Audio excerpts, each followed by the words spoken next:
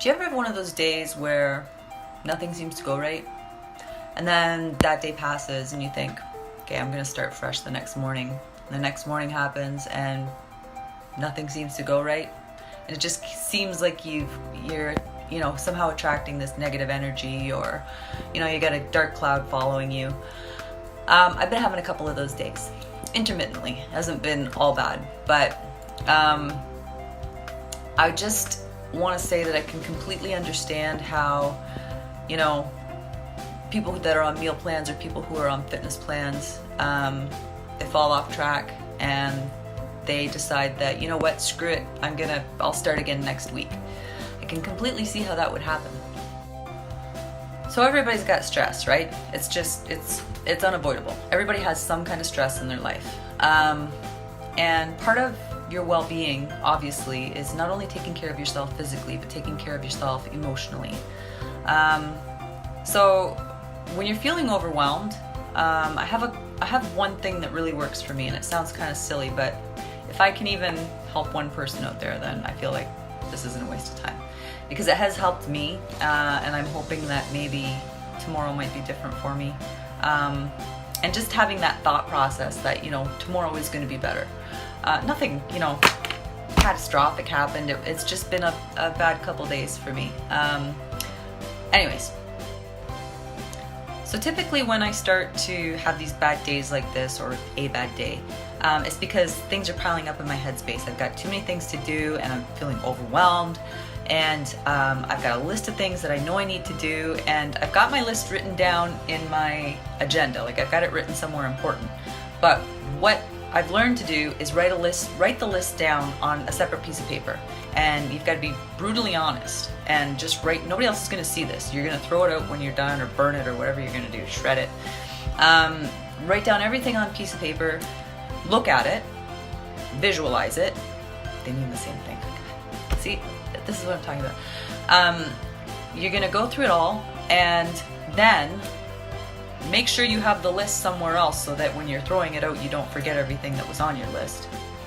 This is what I'm talking about. I can't even form sentences without sounding like a complete, I don't even know. Anyways, write your list. When you're done writing your list, you're going to burn it, throw it out, shred it, whatever you're going to do. Then, in your mind, you are going to visualize everything that you just wrote down, and all of those little things. You're going to visualize putting that in a folder, and putting the folder in a filing cabinet drawer, and closing that drawer. So you've taken care of that feeling of being overwhelmed. You're still going to have, it's a way of tricking your brain. You're still going to have things that you need to do on your list, and you need to be accountable for those, obviously. But when it's things that are, tasks that aren't really all that important, and you're just feeling that feeling of being overwhelmed, this visualization technique has really worked for me in the past.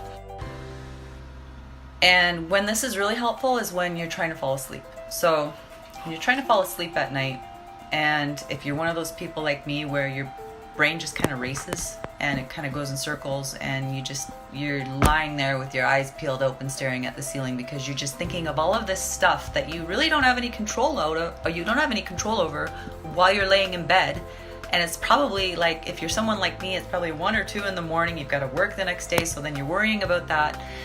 If you can use this technique of visualizing, putting it in a drawer, putting it in a closet, doing something, getting some kind of closure in your brain with the list of things that you need to do, it can really help a lot. So getting back to the food thing, as far as health and wellness goes, you can also use this if you're one of those people who immediately, as soon as they get stressed out or overwhelmed, reaches for, poor food choices or whatever. First of all, it's easier not to have them in your house, obviously, but things happen. We have kids, we have husbands that are maybe on they may not be on our strict meal plan that we're on. So if you can use this visualization technique, go somewhere quiet. It only takes a couple seconds. Well, it takes a couple minutes. Go somewhere quiet, do this, try it. Just try it out, see if it works. It might work, it might not. It's worth a try. And maybe you won't go for the bad food choices, and you'll also get inside your headspace and maybe have a better understanding of why you're feeling overwhelmed in the first place.